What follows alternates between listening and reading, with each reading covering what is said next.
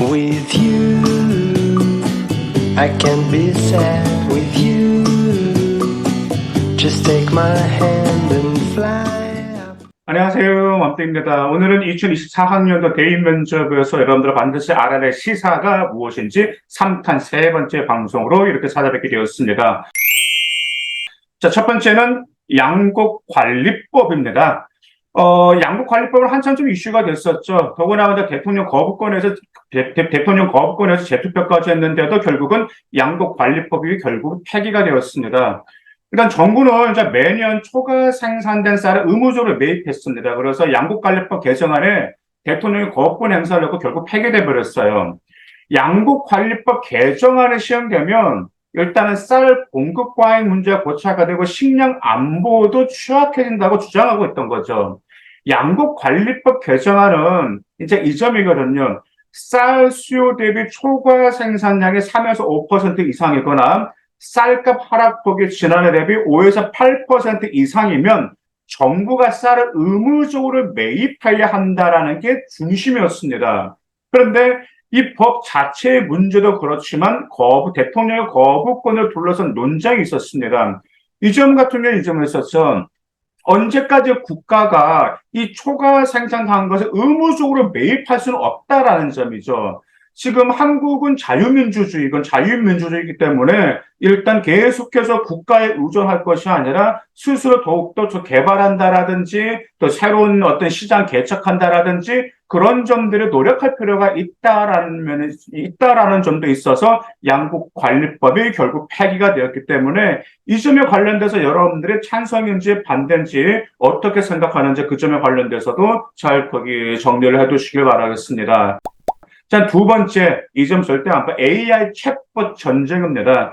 지금 챗봇 여러분들 잘 아시죠? 특히 대표적으로 자, 구글과 마이크로소프트의 AI 챗봇 전쟁이 매우 치열하고 있습니다. 대표로 오픈 AI 챗 GPT 많이 들어보셨죠? 챗 GPT가 전 세계에서 엄청난 주목을 받고요. 챗 GPT는 단지 인공지능에만 큰 영향을 준 것이 아니고 모든 직업 분야에 챗 GPT가 엄청난 영향을 주면서 주목을 받게 되었었죠. 그러다 보니까 이제 마이크로소프트는 오픈 AI에 100억 달러를 투자하고 자체 검색엔 바로 빙의 챗 GPT를 통합했습니다. 그래서 여러분들 빙 아마 아시죠? 거기서도 지금 챗 GPT를 통합해서 지금 서비스를 지금 개선해 나가고 있습니다. 그러다 구글이 가만히 있지 않았습니다. 구글 같은 경우는 자체 언어 모델 람다로 구동된 AI 챗봇 바들을 공개하게 됐죠. 그래서 이처럼 구글과 마이크로소프트가 정말 전 세계 시장권을 잡기 위한 AI 챗봇의 시장을 잡기 위한 전쟁이 치열하게 생각하는데 한국도 마찬가지로 네이버는 올해 상반기 안에 한국판 챗 GPT를 출시하겠다고 발표하였고요. 카카오도 가만히 있지 않아서 카카오도 KO GPT를 연내 선보일 계획이라고 하였습니다. 최근 또 LG까지도 자체 개발한 생성의 AI X사원 2.0을 공개하게 됐어요. AI 챗봇 전쟁 앞으로 심각해질 거고 이로 인해서 어떤 인공지능의 판도라든지 시장성의 판도 어떤 영향이 있을 것인지 그 점에 대해서 여러분들이 잘 정리하시기를 바라겠습니다. 일단 세 번째, 디지털 플랫폼 기업 독과점 규제 강화 논란입니다. 지금 이제 정부가 대형 온라인 플랫폼의 독과점에 대한 규제를 준비하고 있어요.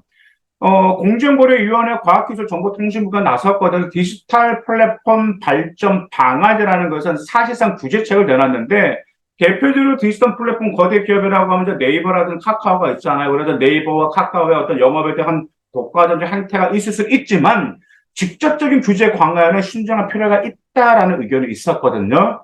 한편 정부는 어떻게 했죠? 플랫폼 기업의 성장과 해외 진출을 돕겠다면서 정말 그런 장기적인 정책을 발표를 했지만 동시에 또 규제를 한다?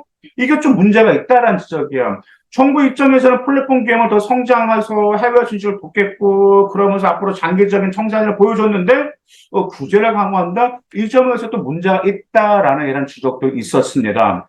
플랫폼 기업이나 독과점 개념 제도를 확대할 질문이 가능하기 때문에요. 이 플랫폼의 독과점 규제 같은 경우는 매년 잘 나왔던 시사 이슈입니다. 우리 경영학과라든지 경제학과라든지 그 다음에 뭐 인문 사회계를 잘 나왔기 때문에 이런 점도 여러분들 잘 준비해 두시기 바라겠습니다. 일단 네 번째, 네, 올해부터 한국식 만나이가 적용되게 되었죠. 한국식 만나이가 왜 적용되었습니까? 라고 물어보는 시사 질문도 얼마든지 나올 수가 있어요. 진짜 만나이 계산법은 출생일을 영세 기준으로 생일마다 한 살이 늘어나는 계산 방법이에요. 그래서 이제 2023년 6월 28일 날 만나이가 통일법이 시행되었습니다. 근데 왜 만나이를 시행하게 됐냐면 첫 번째가 이 점이에요. 불편한 법적인 다툼과 민원의 발생을 방지하기 위해서 한국식 만나이로 통일시켜버렸습니다.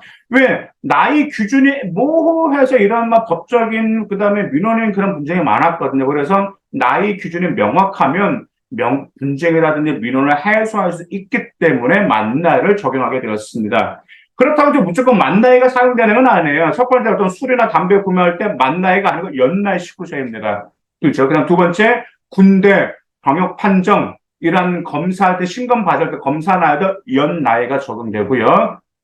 그리고 어떤 분은 궁금하신 게 있어. 그럼 국민연금 수령이 늦어지나라고 하는 건데, 국민연금 수령 기간이라든지, 노령은 수급 시간은 이미 현행 법령에서요, 만 나이로 규정됐어요. 만 나이로 규정됐기 때문에 개정이 달라지는 부분은 없습니다. 다음 네 번째로는 어떤 초등학교 입학이라든지 어떤 공무원 채용 응시 연령이 때도 이때 연 나이가 기준되기 때문에 이 네 가지에서 무조건 만 나이가 사용되지 않는다라는 점 기억해 두시기 바라겠습니다. 그래서 오늘 해준 이 시사 정말 매년 잘 물어봤던 거고 올해도 나올 시사 가능성이 높기 때문에 잘 숙지해서 좋은 결과 있길 바라겠습니다. 감사합니다.